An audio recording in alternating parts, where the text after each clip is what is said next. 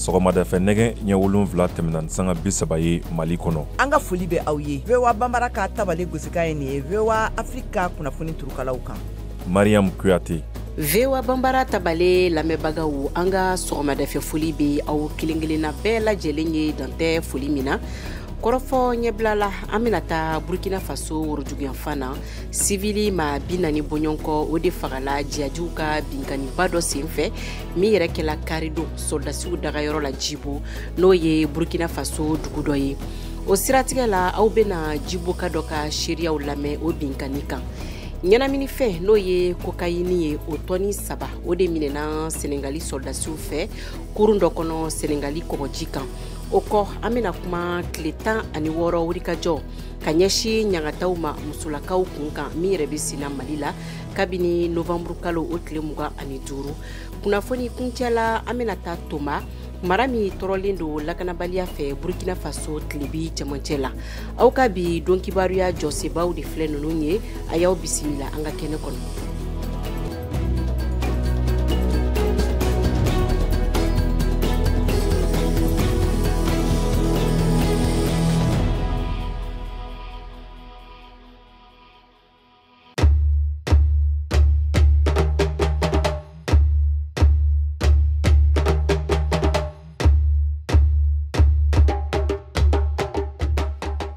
An lamɛnbagaw an b'aw fo k'aw waleɲuman dɔn bi ye araba ye novembre kalo o tile 29 san 2023 bi kibaruyaw bɛ ka lase aw ma Mariam Kuyate fɛ ka bɔ VOA soba kɔnɔ Bamako Suya Karafe o kalifalen don Daji Balawela ka bɔ Amerikikaw fɛ yen nɔ a y'aw bisimila.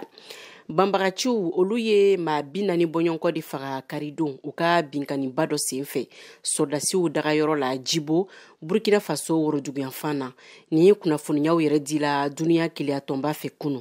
Mariam Traore ale bɛ o laseli kɛ an ye ka bɔ Ameriki jamana na. A jate kunfɔlɔ bɛ dugudenw de kofɔ minnu bɛɛ lajɛlen nin tora nin dangarili in na. Burkina Faso jamana finitigiw ka laseli senfɛ min seereyaw dira u fɛ AFP ka kunnafoni di so kan. I y'a yira ko jɛkulu maramafɛntigi minnu ye nin dangarili wale kɛ camanba de fɛnɛ fagara u ka jamana finitigiw fɛ. Ka fara o kan ko Burkina finitigi dɔw fɛnɛ nin tora a dangarili senfɛ. U ye min fara u ka seereyaw kan. Seereya min na u ma sɔn ka kunnafoni jɔnjɔn di a maa fatuta hakɛ kan. Finitigi kunda i n'a fɔ ka se dugudenw ma. Djibo ye dugu ye min filɛ nin ye jamana saba dancɛ la n'o ye Niger, Mali ani Burkina Faso ye. Yɔrɔ min lakodɔnnenba don ni jadi jɛkulumaw minnu ni Al-Qaida bolo bɛ ɲɔgɔn bolo ani ka fara État islamique kan. Ka walejugu la waralen don yɔrɔ min na. Yɔrɔ min fɛnɛ lakodɔnnen don a ka ca ni san 1 ye i n'a fɔ u sigiyɔrɔ. Bin kɛra kɔnvakulu caman de kan minnu tun ka wulikajɔ dɔ bɛnnen don walasa ka se ka taa dɛmɛ don. O y'a to a jadi jɛkuluma fanbaw minnu ka dɛmɛ donnen don ka taa silamɛya kɔkɔrɔ donni ma n'u bɛ wele ko Groupe de soutien à l'islam et aux musulmans GSIM. Olu minnu lakodɔnnen don k'a fɔ k'u ni Al-Qaida de bolo bɛ ɲɔgɔn bolo. De ye nin wulikajɔ in kɛ ka taa bin Burkina finitigiw dagayɔrɔ dɔ kan ka fara so caman wɛrɛw kan minnu bɛɛ lajɛlen tun bɛ finitigiw dagayɔrɔ kan o kɛrɛfɛla la. Maa caman baw de y'u sigiyɔrɔ bila a senfɛ ka na Djibo dugu kɔnɔna la nin yɔrɔ kofɔlen min bɛ Sahel marabolo kɔnɔ. O de senfɛ ko duguden mɔgɔ 40 de fagara. 42 fɛnɛ jogina. Nin seereya in dira duniya keleya tɔnba Nations Unies ka cakɛda min sigilen don bunadamaden jo sariyaw la fasali kama n'a bɛ wele ko le Haut Commissariat de l'ONU aux droits de l'homme. Bataki kelen in kɔnɔ maa minnu lakodɔnnen don nin kuɲɛ in na tun ka yan ka bɔ ko ka jalatigɛli kɛ min bɛ tali kɛ jatiw bɔli kan ani fɛnɛ ko ka fara wulikajɔ sɛgɛsɛgɛliw kan fan fila bɛɛ lajɛlen fɛ wa ko min ka yan ka kɛ fɛnɛ jamana finitigiw fɛ u ye min fara ka u ka nin bataki kofɔlen in kɔnɔ. U da sera dikun fanba ma min kɛra ka taa dugudenw fan fɛ n'o ye siviliw ye minnu ni olu dɔw lakodɔnnen tɛ n'u ka wulikajɔ tilennen si ye ka ɲɛsin nin karogɛlɛya wale ninnu ma wa ni olu de fɛnɛ bɛ ka kɛ a kɔlɔlɔ sɔrɔbaga ye i n'a fɔ u y'a lase cogo min. An bɛ to o binkani okumu kɔnɔ Djibo ni ka maa dɔ ka seereyaw lamɛn min yɛrɛ ma sɔn a bugunatigɛ ka lakodɔn ka da a ka lakana kan. A welela nɛgɛjuru sira fɛ VOA Afriki kunnafonidila dɔ fɛ n'o ye Yakuba Traore ye an k'a lamɛn. Tiɲɛ don nana dugu kɔnɔ nege kaɲa 15 waati la an tulo tun bɛ marifacikanw na Sahel yanfan na bɛɛ hawjalen bolila ka don i fɛ kɔrɔlɛ an bɛ marifacikanw mɛn o kɔfɛ a bɛ ban bɛɛ bɛ taa ni i ka baaraw ye nka nin se in na a mɛnna fo ka se sanga 30 ɲɔgɔn ma bawo a daminɛna jamana saheli yanfan na o kɔfɛ an ɲɛ marifaci kanw mɛn worodugu yanfan fana la wa an fana donna sow kɔnɔ k'u datugu u ye dugu bɛɛ lamini. Jɔnw de ye Djibo lamini? Djibo était encerclé par les terroristes. Ils sont venus avec un nombre très important. Jatigiwalenkɛlaw de ye Djibo dugu lamini u ka ca kosɛbɛ. Djibo kɔnɔ ka taa kɔrɔn fɛ worodugu tilebi yanfan n'a saheli yanfan na mɔgɔ si tɛ yen min ma jatigiwalenkɛlaw ye. Ne bɛ sira kan ka taama ta u ni motobaw bɛ munumunu na dɔw bɛ mobiliw kɔnɔ u y'a fɔ k'u bɛ don sow bɛɛ kɔnɔ kelen kelen ka cɛw bɛ kantigɛ.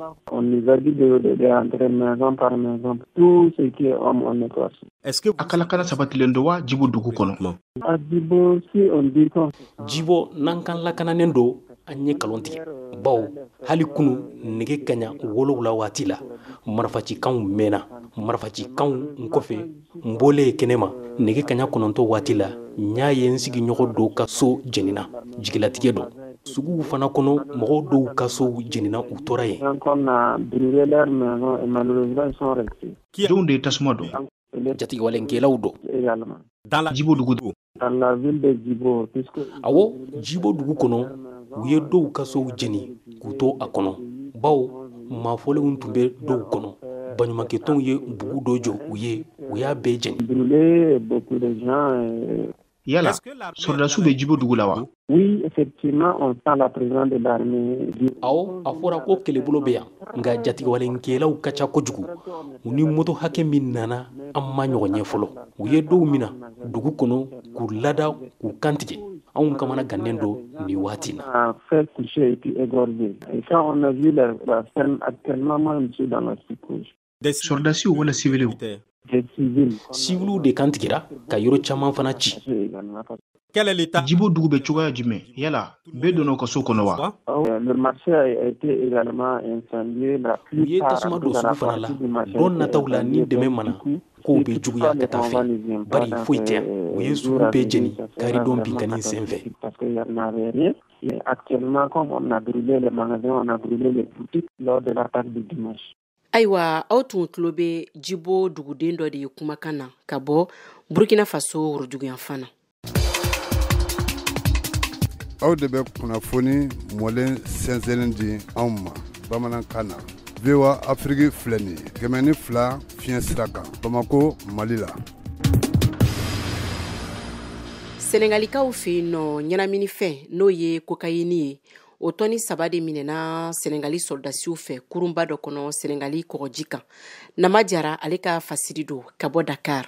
Nin drogue min tɔgɔ cocaïne a tɔn hakɛ min minɛna kuri in kɔnɔ a kilo hakɛ bɛ se 2,000 ani 975 ma a nafolo hakɛ fana ka ca ni sefa wari miliyari 125 ye. An bɛ waati min mɔgɔ 10 minɛna kuri in kɔnɔ Senegali jamanaden kelen b'u cɛ la u tɔw bɛ bɔ Guinée-Bissau, Nigeria ani Cap-Vert. Lakanatigiw ka kunnafoni cakɛda DIRPA y'a fɔ sɛbɛn kɔnɔ cogo min na kunun tarata. U minɛna kɔgɔji kan sɔrdasiw fɛ kari tɛmɛnen su ka dugu jɛ tɛnɛ u ka lakana baaraw senfɛ drogue kɛlɛli hokumu kɔnɔ. Kuri minɛna yɔrɔ min o ni Dakar dugu cɛ kilomɛtiri 150 dɔ.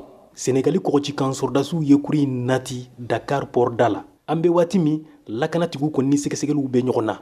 Nga kuri bɔra jamana jumɛn na ani a tun bɛ taa jamana jumɛn na o ma fɔ Senegali kɔgɔji kan sɔrdasiw fɛ fɔlɔ. K'aw ladɔnniya kabini waati jan a bɛ komi Senegali kɛra drogue tɛmɛsira de ye farafinna tilebi yanfan na. Bawo drogue caman bɛ bɔ Ameriki jamanaw dɔ la u bɛ tɛmɛ ni Dakar port de ye ka taa Europe jamanaw la. Kɔlɔsiliw ye min jira. Hakilijigila san 2019 la Senegali douaniers ye cocaïne drogue tɔnu 1 minɛ Dakar port la a bɔtɔla Ameriki worodugu yanfan jamanaw na n'a tun b'a fɛ ka taa Europe. Nama Jara, Dakar, VOA Bambara. An bɛ taa ni kunnafoniyaw ye dunuya bankun kan. Hamas Palestine ale ye majasolen dɔw labila kokura ye kunu. Israelien maa 10 ani duna maa 2 minnu yɛrɛ tun jasola kabini octobre kalo o tile 9 Gazar. Kajatu Tarawele ka bɔ Ameriki ale bɛ ɲɛfɔli k'an ye. a labilali ninnu kɛra dɔ faralen kɔfɛ maramafɛnw sɛmɛli kuntala kan ne tile 2 ye Palestine ni Bani Israila fɛ. Muso caman minnu ne Palestine Hamas tɔndenw silamɛ jihadikɛlaw ɲɛdatugulenw bɛ ɲɔgɔn fɛ ani Palestine kulu maramafɛntigi wɛrɛw dira CICR Comité international de la Croix-Rouge ma Rafa Palestine bayan fanfɛla la ka taa Misra jamana dancɛw la. U donna CICR ka bolifɛn kɔnɔ a yɔrɔ la ka taa. Bani Israila sɔrɔdasiw k'u ye kunnafoni sɔrɔ Croix-Rouge fɛ ko mɔgɔ welekulen 12 ani Bani Israila mɔgɔ 10 ka fara dunan 2 kan bɛ sira la ka taa Bani Israila. Dɔ farali fitinɛ sɔnsoroli kan ka se fo alamisa don wuladayan fanfɛla ma bɛna kɛ sababu ye tarata ani araba la ka Bani Israila mɔgɔ welekulen 20 ani Palestine kɛlɛkɛden 60 ɲɔgɔnna labila. Qatar mɔgɔ welekulenw ka labilali bɛnkan kumakɛla ka fɔ la. Kabini maramafɛnw sɛmɛli bɛnkan daminɛ la jumadon na dongo don Hamas bɛ musow ani denmisɛnnin 10 jate ɲɔgɔnna minnu welekura u fɛ octobre kalo tile 7 la Bani Israila labla ka falen Palestine kɛlɛkɛden o ɲɔgɔn jate 3 labilaliw la. Fitinɛ ɲɔngirili bɛnkan kumaɲɔgɔnya kɛbaga Qatar faralen Misra ka dɛmɛ kan kɛra sababu ye ka Bani Israila ka mɔgɔ welekulen 60 ani Palestine kɛlɛkɛden 150 ɲɔgɔnna minnu tun bɛ Bani Israila kasow kɔnɔna na labila. Bani Israila armée ko k'olu ka mɔgɔ 140 ɲɔgɔnna de welekura ka taa ne u ye Gaza octobre kalo tile 7 la Hamas ka nin bingani fitinɛba in jugu in senfɛ.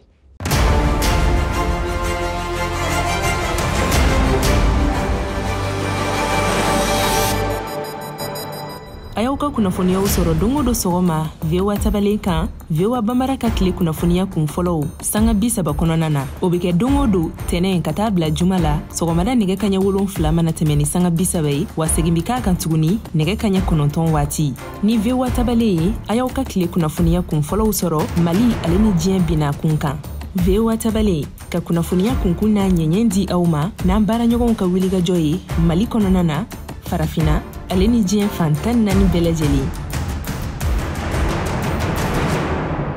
An bɛna Mali la tile 16 wulikajɔ ka ɲɛsin ɲagataw musolakaw kun kan min yɛrɛ bɛ senna kabini novembre kalo o tile 25 jɛkulu min bɛ wele ko ERA Fondation ale sen bɛ o wulikajɔ in na maître Nadia Miria Tal ale ye o jɛkulu ɲɛmaa ye a ɲiningala Kajatu Tarawele fɛ ka sanga ni tile 16 wulikajɔw ye an ka jɛkulu lamɛn.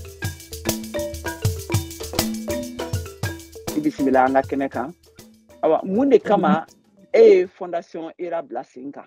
Aya ERA Fondation a sigira ka kɛ surunadonbaga ye an balakaw n'an denmuso musolakaw minnu ɲangata binnen bɛ minnu kan n'u mago bɛ ka se fangaso la n'o ye kiritigɛ bolow ye yaasa kiri ka se ka kɛ a ɲɛ kan wa u ka hakɛw ka se ka d'u ma. Donc an y'a jateminɛ kɛ an ka baara kɔnɔna na ala barika la a san 17 de filɛ ɲina an bɛ baara in na an y'a lajɛ depuis 2015 an ɲɛnɔ tora an ka baara kɔnɔna na an ɲɛnɔ tora musolakaw la u bɛ taa kiritigɛ bulonw na u bɛ kɛ yɔliyɔliw la u t'a dɔn u bɛ taa fan min fɛ u kan ka min kɛ u t'a dɔn wa se yɛrɛ t'u ye ka surunadonbagaw ta n'o ye avocaw ye k'olu ka wari sara an y'a ye fɛnɛ a bɛ fɔ fɛn min ma ko aide juridictionnelle a sariya bakurubaw tara k'a fɔ ka bureauba sigira k'a fɔ ni se tɛ mɔgɔ minnu ye ka se kiritigɛ bulon la ka se ka mɔgɔ sɔrɔ min b'a dɛmɛ o ko la fanga kan ka se ka avocat dɔ d'o ma o charge bɛ kɛ fanga yɛrɛ kan mais an y'a ye olu ko a baaraw daminɛna mais a bɛɛ ma sigi sen kan donc n'a ma ɲɛ anw yɛrɛ ka baara don o kuma na an fɛnɛ b'a lajɛ a bɛ fɔ an ka baara in kɔnɔ ko pro bono c'est-à-dire i bɛ baara kɛ waati dɔ kɔnɔ waati dɔ la fɛnɛ i b'o ɲɛsin i b'a fɔ k'i ka baara jaga i b'o ɲɛsin mɔgɔw ma mɔgɔ minnu se t'u ye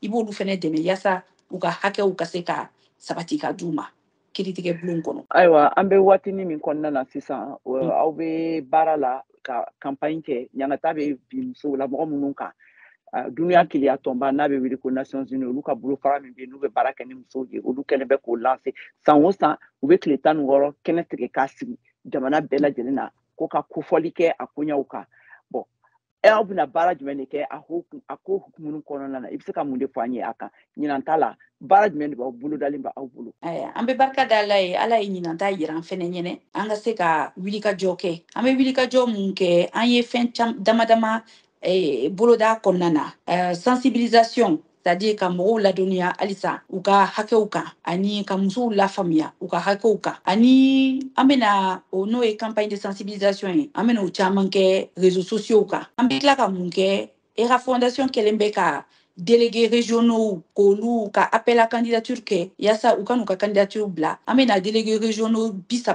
k'a bila Mali région bɛɛ lajɛlen na ERA fondation ka se ka lakodɔn a bɛ baara mun kɛla k'a lase Bamakokaw ma a ka se k'a lase tɔw bɛɛ ma ani Bamako commune 7 bɛɛ lajɛlen an n'an ka commune 3 min b'an da fɛ yan Fana Kati ani Kangaba donc an bɛ an y'a ye fana o fana siratigɛ kɔnɔna la an ɲɛ b'a la aw bɛ kan ka so dɔ jɔ k'aw bɛ muso ɲangatatɔw lamara o so ninnu kɔnɔ.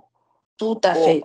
Voilà o koɲa o bɛ cogo di o projet bɛ cogoya jumɛn na a y'o ɲɛ sɔrɔ cogo jumɛn. Décembre kalo tile 6 n'Ala sɔnna ma terrain dɔ bɛ fondation bolo an y'a ŋaniya terrain an bɛna so jɔ a kan n'a bɛ f'o ma centre d'accueil et d'hébergement d'urgence. Donc musolakaw minnu ɲangata bin'u kan ni taa yɔrɔ t'u la yan'u ka t'u yɔli la ko wɛrɛ ɲangata wɛrɛ ka t'u sɔrɔ o yɔli kɔnɔna na i bɛ taa sɔrɔ n'i y'a ye taa yɔrɔ t'u la a kun ka ca an tɛna se ka don a bɛɛ la k'a walawala mais an ka se ka yɔrɔ d'u ma u bɛ se ka sonsori yɔrɔ min na an b'u ladɔnniya ye an b'u bisimila ye an b'u n'u hakili sigi et puis an b'u ladon et puis en même temps dɔw bɛ se ka former hali baara boloda dɔw la yasa n'u bɔra o kɔnɔna na ka daminɛ tile 1 fo kalo 3 so in tɔgɔ ye centre d'accueil et d'hébergement d'urgence. Pourquoi? Parce qu'an y'a jateminɛ n'a bɔra APDF la ani centre jigiya la Bamako yan nɔ an ma yɔrɔ ye ni yɔrɔ sugu bɛ se ka kɛ cogo min na musow bɛ se ka taa Sonsoribugu yani peut-être yani bɛn ka don u n'u cɛ u bɛ segin ka taa yani peut-être u ka se ka sira wɛrɛ ta u ka jɛnatigɛ kɔnɔna na mais u kana t'u yɔli la ten ko wɛrɛ kana t'u sɔrɔ donc an y'a ye o fɛnɛ ye réponse dɔ ye ni kɛwale jugu ninnu kɛlɛli la. Awa an ka foli b'i ye Maître Nadia Tall Buyeli awa fɔ an lamɛnbagaw ye ni tun ye ani an ka muso ŋana Maître Nadia Buyeli an ka kɛnɛ kan bi ale ye surunadonnikɛla ye wa a bɛ baara kɛ ka musow dɛmɛ ɲangata min bɛ bila musolamɔgɔw kan a b'u kɛlɛ la kosɛbɛ a engagelenba de don Mali la awa a k'an bɛn waati wɛrɛ. N ye a laseli kɛ kunnafoni daminɛ na an bɛ taa Toma dugu min bɛ Burkina Faso tilebi cɛmancɛ la a yirala ko a marabolo tɔrɔlen don lakanabaliya fɛ min yɛrɛ kɛla sababu ye a duguden caman y'u sigiyɔrɔ bila ni waati in na VOA ale y'i senfa ka se a dugu kofɔlen kɔnɔ yasa ka o kunnafoniya a dugu lahalaya kan Gilda Da ale ka fasiri don an k'a lamɛn. kin dɔ kɔnɔ min filɛ nin ye Toma dugu bɔda la an ye Bruno kunbɛn tɔgɔ lo an ye min d'a ma wasa k'a to dogo la a dun cɛsirilen lo baara la wasa k'a ka client muso dɔ ka fani laban a ka kalanikɛ machine kɔni tun b'a se k'o kɛra Bruno yɛrɛ a hakili sigini a ye don laban min'o kɛ a ka dugusen kɔnɔ min ye sanko ye ni a filɛ nin ye kilomètre 20 n'an bɛ yɔrɔ min na nin ye ka kɔn makaro gɛrɛnw ka n'o gwɛn o dugusen nin kɔnɔ a bɛ o ɲɛfɔ an ye. Mu kuma mɛn k'o bɛ yen donc lon dɔ la o nana ko an bɛ bɔ o nana o lon kasa ne y'olu kɔnɔ donc ne y'a mɛn mɔgɔw fɛ ko yanni sini ka kan ka minɛ kɛ ne fana y'a fɔ n ka mɔgɔw ɲɛna n ko kuma nin ye nin ye sisan ko mɔgɔw k'an bɛ bɔ an fana ka wotoro ɲini siɲɛ 3 ɲini an k'an ka minɛnw cɛ ka k'a la an ka mɔgɔw famille bɛ yen. Jati la Bruno bolila ni a ka dukɔnɔmɔgɔ ma 15 ɲɔgɔn le ye kabini n'a sigini lo yan yɔrɔ la Toma min filɛ nin ye kilomètre 200 ɲɔgɔnna ni Wagadugu ye a ka fɔ la kɔni gɛlɛyaw ti ka kɔtigɛ. Bon depuis na fana bon n bɛ client dɔɔni sɔrɔ mais a ma se ni min fɛ a ma se o la bon n b'olu ta ka débrouiller dɔɔni ban kɛ o la n t'a sɔrɔ yan. Bukuludumu maraba kɔnɔ Bruno sigini lo yɔrɔ min na bi maraw cɛma makaro gɛlɛya walew digini lo yɔrɔ min na k'a nin bɔ a ka dugusen nin na dugusen wɛrɛw maaw bolila Zuma dugusen bɛ o cɛma ale min ye Fatu ka dugusen ye tɔgɔ lo an ye min di ale fana ma wasa k'a to dogo la Zuma dugusen filɛ nin ye kilomètre 10 ɲɔgɔnna ni an bɛ yɔrɔ min na nin ye o yɔrɔ la fana makaro gɛlɛnw na n'o gwɛn. nana ma wula fɛ k'an ka bɔ an bɔra an ka sɔ ka taa sigi tuguni o y'an gwɛn tuguni donc a kɛra sisan n'o nana o bɛ mɔgɔ faga donc an bɛɛ bɔra. Ni muso ni min tun lagafiyanen lo a ka dugusen kɔnɔ sisan a jagoyalen do ka taa yiridenw ani filaburu lo bɔ Kongo kɔnɔ ka n'a ka denmisɛnnin 6 balo. Kunangoya kɛra min ye fana kabini o sigira Toma o ma se ka taa kalanso kɔnɔ tugun.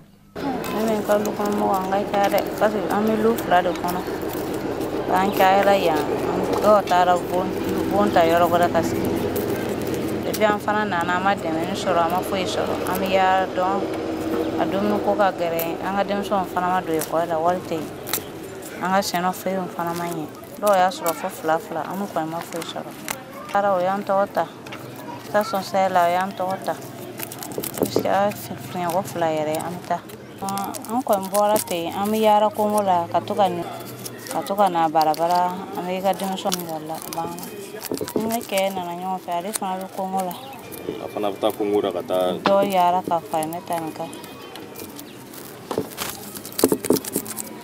Nin ye nin bolibagatɔ muso nin kumakan ye min yɛrɛ t'a lɔn a b'a kun don yɔrɔ min na tuguni. An bɔ ni muso nin fɛ an y'an kun sin dugu fan wɛrɛ la ka taa bolibagatɔ wɛrɛ kunbɛn. An ye Musa tɔgɔ le d'a ma wasa k'a to dogo la. A bolila ka bɔ Gassan kabini ni san janvier kalo la. Voilà, bon, on est venu avec la famille. Ne nana ni n ka dukɔnɔmɔgɔw ye Toma nka bi an faralen don dɔw bɛ Kudugu dɔw bɛ Bobo-Dioulasso dɔw yɛrɛ fana taara fɔ Côte d'Ivoire k'i ka dugusen to yen kalo kɔnɔ min ka ca kalo 10 ye a man nɔgɔ an bɛ balola gɛlɛya yɛrɛ lo kɔnɔ adamaden filɛ nin ye ni a t'a ka du kɔnɔ kaban kɔni a ka gɛlɛn bɛɛ kɔni lafiyalen don a fɛla de la. Je peux dire en tout cas c'est pas simple que tout le monde est mieux sur lui. Kabini a sera a ka jatiliw la a ye dɛmɛ sɔrɔ siɲɛ 1 pe le. Kabini waati jan baarakɛta t'a bolo kama sɔrɔ a kan ka si yɔrɔ sara i n'a fɔ bolibagatɔ tɔw bɛɛ. A kalo jan filɛ nin ye sisan ko Toma dugu lamunu lafiyanin tɛ tugun. Dugusen caman le denw bolila a laban yɛrɛ ye Biba dugu le ye min filɛ nin ye kilomètre 8 ni Toma ye. Soldasiw ka nin mara ni lakandali baara dɔw kɛli tɛmɛni kɔ o ye min yira foroba jabaraniso ra mara ni den dɔw minnu tu bolila segila u ka sigida kɔrɔ la nka o bɛɛ n'a ta mara ni lakandani tɛ an yɛrɛ tun bɛ fɛ k'an sen fa ka taa Biba nka soldasiw ma an yamaruya o la min kɛ an ma se ka taa yen an bɛ se ka min fɔ o ye ko Biba dugu lakandani lo police nationale ka bolo kɛrɛnkɛrɛnni dɔ lo fɛ min ye unité d'élite ye olu lo bɛ yen ka maa karogɛlɛn ninnu ɲakɔrɔma tigɛ minnu belen bɛ Biba dugu lamunu na. Gildas Da seginni ka bɔ Toma VOA Bambara tɔgɔ la.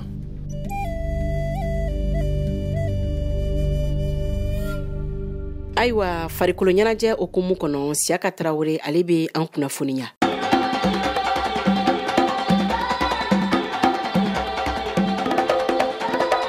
Denmisɛnnin siranturanta kunda diɲɛ cɛmannu minnu si ma tɛmɛ san 17 kan olu ka ɲɔgɔn kunbɛba Indonésikaw fɛ yen Faransi ye se sɔrɔ Mali kan celu 2-1 Faransi kanu na a ɲɔgɔn kunbɛba demi-finale don min tɛna kunu tarata novembre kalo in tile 8 san 2023 in na kama sɔrɔ Mali sirantolantana jalatigi Ibrahim Jara de fɔlɔ la ka Faransi jɔ lamaga sanga 45 na sanga 55 na Mali sirantolantana Sulemani Sanogo ye carton bilenman ta o bɛna kɛ gɛlɛyaba ye ka ɲɛsin Mali sirantolantanaw ma o tuma sigi ni gɛlɛya min ye ka da kan sanga 56 na Faransi bɛna Mali celu ji bɔ sanga 59 na Faransi bɛna ka celu 2nan don ɲɔgɔndan bɛna kuncɛ o cogo la ni Faransi ka sebaya ye Mali bina Faransi ɲɛkɔrɔ demi-finale la Coupe du Monde U17 kɛnɛ kan Indonésikaw fɛ yen Burama Kone Mali jɔkɔlɔsiba fari fagara. Ma ɲini maliyɛn cɛman n'a musoman bɛɛ lajɛlen fɛ an b'a bila Ala ka minɛn kɔnɔ n'Ala ye mun kɛ o de ka ɲi mun yɛrɛ y'an jɛ wuruji tali géré an kan dɔɔni parce que ni kelen bɔra an ka mɔgɔw la dɔrɔn an bɛɛ bɛ amoureux ballontan na o jogo o b'a la minɛ erreur min y'an sɔrɔ 3e place o tɛna an sɔrɔ maliyɛndenw bɛɛ k'u hakilina tigɛ ni victoire de 3e place la. Sumela Kulibali Mali degeli karamɔgɔ y'a yira k'ale ka sirantolantana denmisɛnninw y'u jɛni yɔrɔ fin. Denmisɛnninw ye ballon ta an ye chance sɔrɔ on rate trop de buts en premier mi-temps on se ka match ban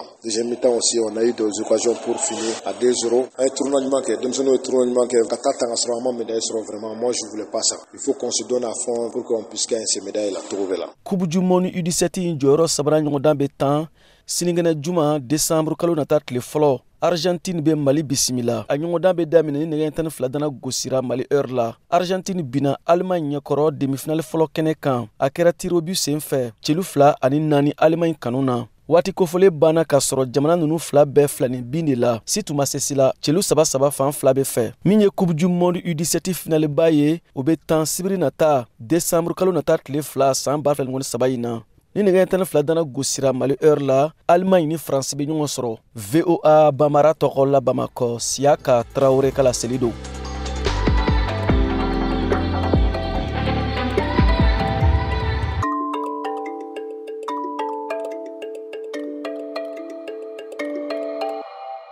Sisan an ka maliden dɔw ka haminankow lamɛn minnu cila batakiw fɛ.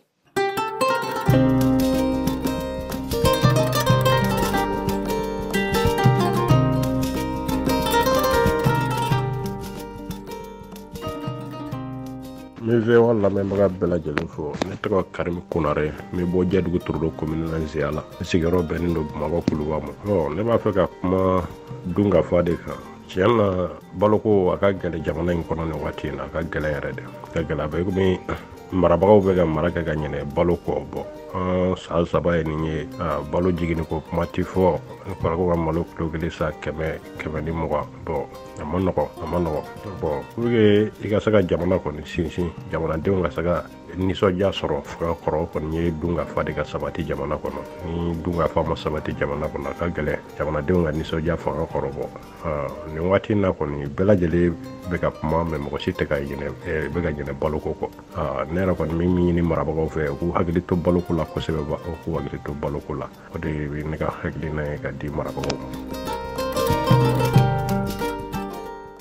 Ne tɔgɔ ye Adama Bagayogo ni bɛɛ lajɛlen bɛ n wele Patriote.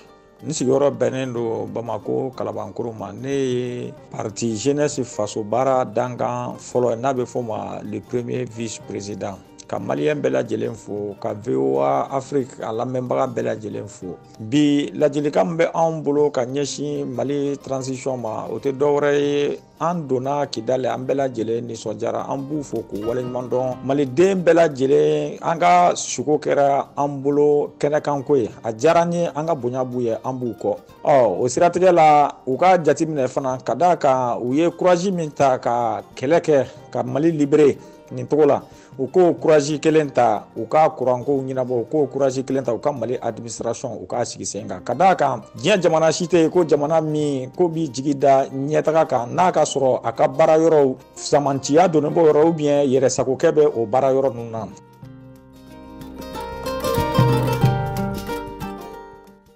VOA Bamara ani sɔgɔma ne ye Umaru Jara ye ka bɔ Mali la Kulukoro région na Kula commune na Kolongotoba Sokora dugu kɔnɔ. Ne bɛ foli kɛ VOA lamɛnnikɛla bɛɛ lajɛlen k'a yir'u la ka ne ka haminako bilama o ye Mali sɔrɔsiw donni min kɛ Kidali vraiment a kɛra nisɔndiya maliyɛnw ma a kɛra nisɔndiya maliyɛnw ma. Nka n b'a fɛ ka min fɔ n bɛna don yɔrɔ dɔ kɔnɔ dɔɔni n b'a ɲini sɔrɔsi ninnu fɛ n'olu ye ɲɛmɔgɔ bɛ k'u jija ko a kana kɛ Mali balontanko ye ka taa kɛ ko daminɛ mɔgɔw nisɔndiyalen yɔrɔ kelen u bɛ se ka cɛ ka bɔ n kɔrɔ kɛ mɔgɔw la hakili bɛ se yɔrɔ min na ka dɛsɛ o ma vraiment ne kun bɛ ɲini an ka autorité mɔgɔ fɛ k'o jija cogo bɛɛ lajɛlen na k'o jija tiɲɛ a ka kɛ ko sabatilen balontan bɛ min kana kuma bɛɛ ka mɔgɔw nisɔndiya yɔrɔnin kelen ka sin ka taa dɛsɛ ɲɛfɛ k'u banba a kana k'o ɲɔgɔn na Umaru Jara de don ka bɔ Wolontoba Sokura merci.